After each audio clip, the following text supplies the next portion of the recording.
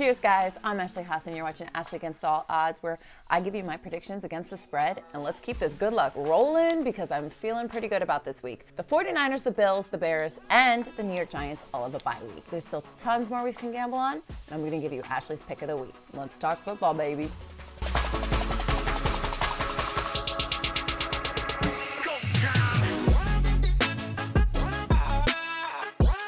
Well, this next matchup just sucks. So my Philadelphia Eagles are going to be traveling to Cleveland to take on the Browns.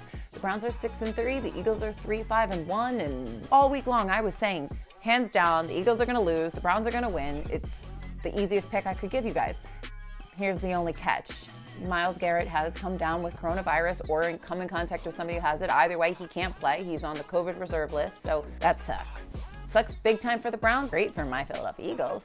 Now we actually have something we have to ponder about. It was such a simple, easy pick, and I hated to say it that I was gonna have to go against my own team there, but with Garrett being out, the Eagles might stand a chance. Losing Myles is a game changer. I mean, he had 9.5 sacks this season so far, and with Carson Wentz being the most sacked quarterback in the entire NFL, holding a strong record at 35 sacks when last year, his entire sack record was 37, which still isn't very good, but at least that was for an entire season. 12 seems to be Wentz's lucky number because he has had 12 interceptions and he's also had 12 touchdowns.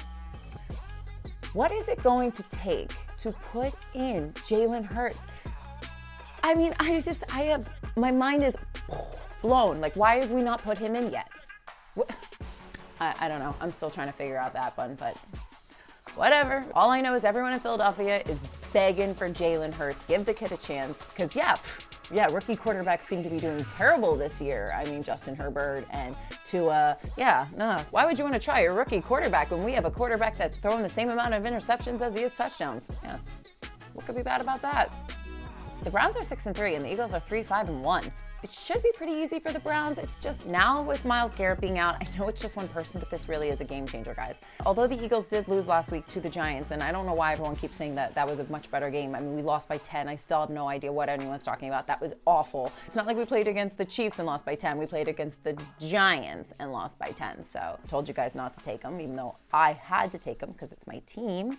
I'm going to hedge my bet, take the Browns. The Browns are a favorite by 3 points, and yeah, I think they could cover. So I'm going to say Browns for the win and the spread them. And now for an NFC South division rivalry. Atlanta Falcons that are going to be traveling to New Orleans to take on not Drew Brees and the Saints. Unfortunately, Drew Brees has 11 fractured ribs. He went out of last week's game, but then he even came back in and finished. Just so you know, because I didn't know this, I had to Google it, you actually only have 12 ribs on either side. So that means he fractured almost half of his ribs. The good news is he will be back week 14 to take on my Philadelphia Eagles.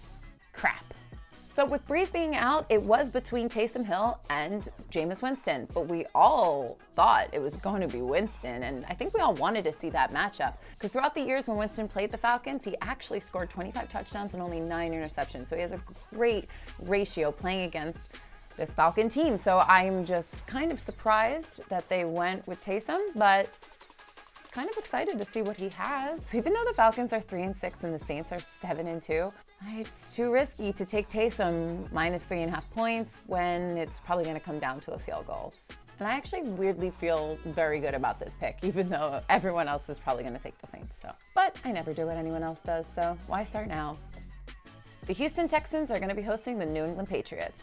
And the Patriots are only a 2-point favorite here, probably because they finally just got their groove back. And we never know exactly what Patriot team is going to show up.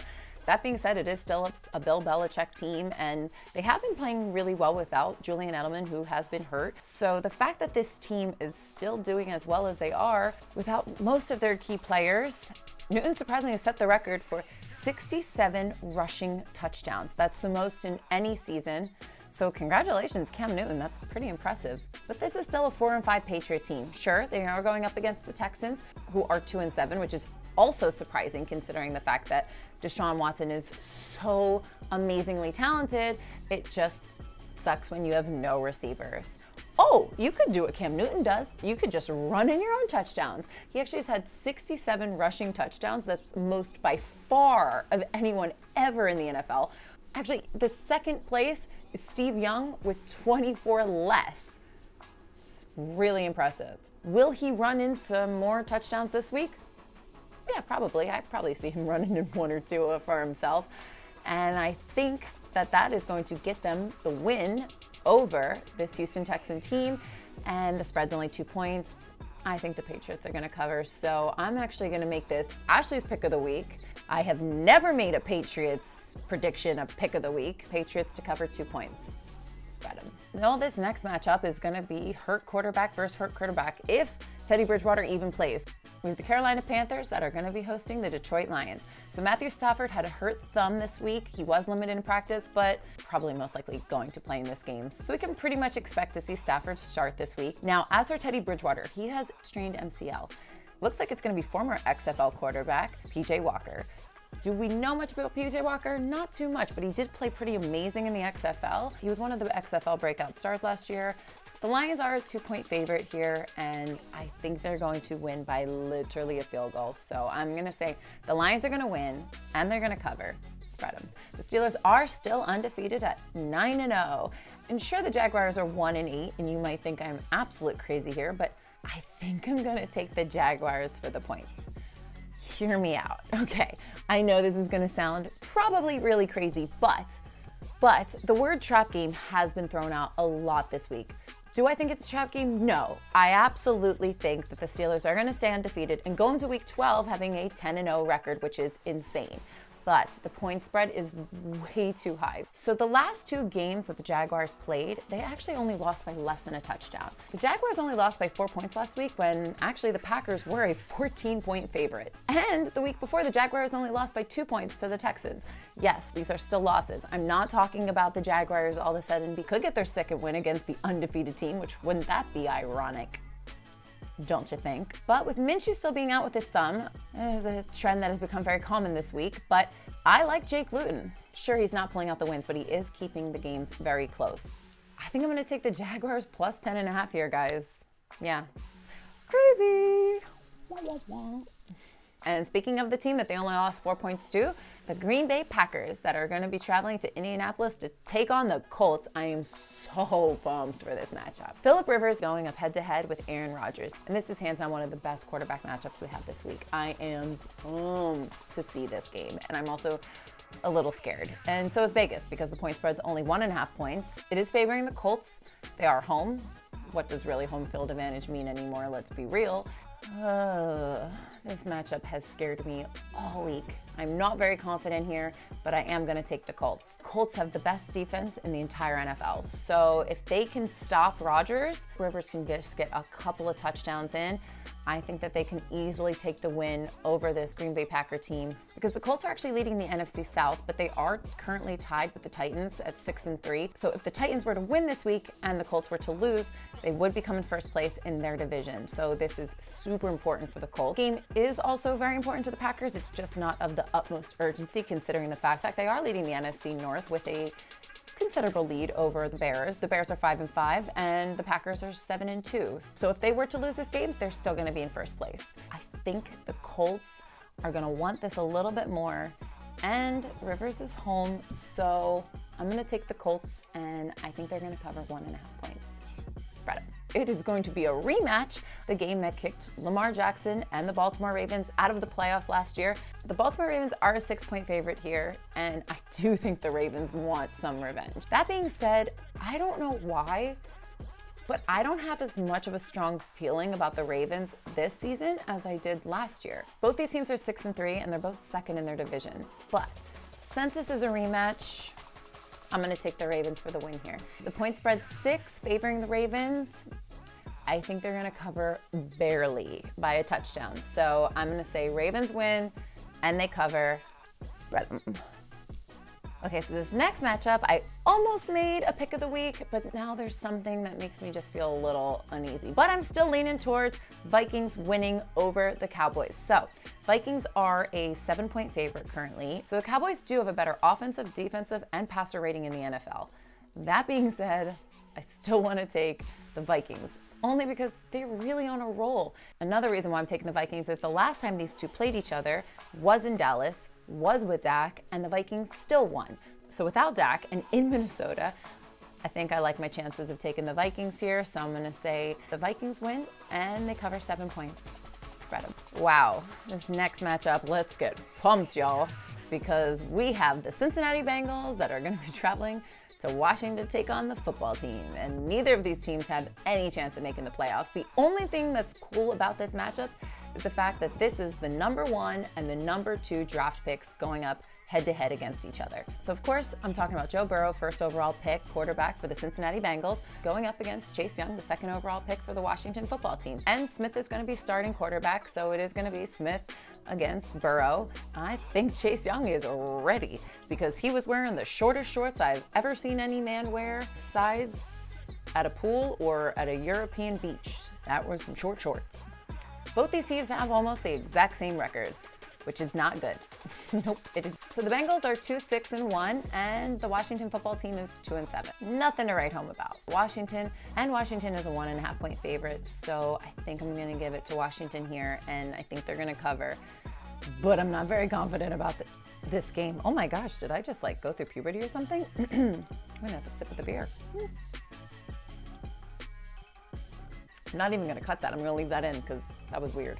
So if it wasn't clear, I'm gonna take the Washington football team, and I think they're gonna cover 1.5 points. Just don't put a lot of money on this game, guys, okay? And speaking of first round draft picks, we also have Tua Tagovailoa that is going to be traveling to take on Drew Lock and the Denver Broncos. Now the Broncos are an underdog at home. That's right, Tua seems to be on a roll.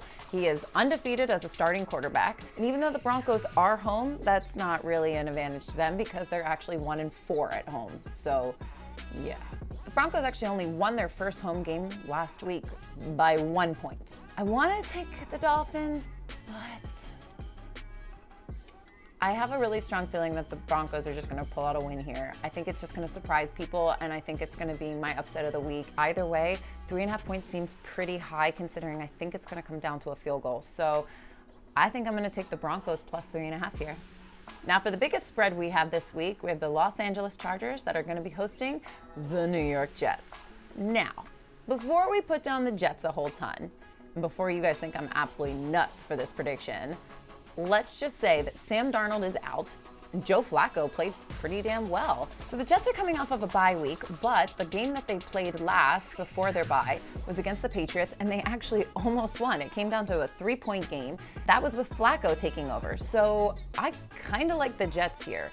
And I think you're going to think I'm crazy, but they're coming off of the bye. They're way better with Flacco than they were with Darnold. I'm sorry, Darnold, but I trust this team a little bit more. Do I trust them enough to win?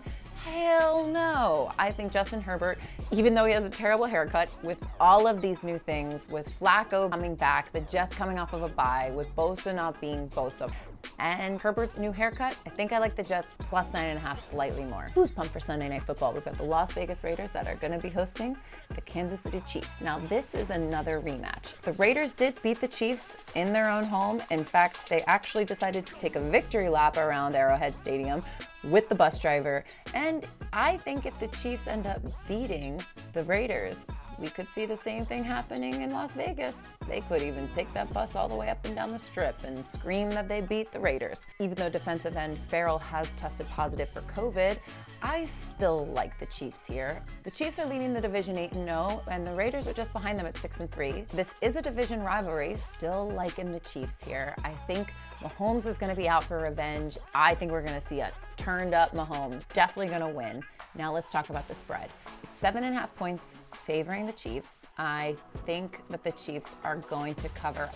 Now for Monday Night Football, we have the Los Angeles Rams that are going to be traveling to the Tampa Bay Buccaneers to take on Tom Brady. Buccaneers are a 4-point favorite here. The Rams are going to be without their captain and veteran Wentworth, so that is a huge loss. And even though this Buccaneer team has been completely inconsistent, it is still Tom Brady, and it is still Gronk, and it is still Antonio Brown, and Mike Evans, and Ronald Jones. I mean, you have way more weapons on the Buccaneers, and you also have Brady.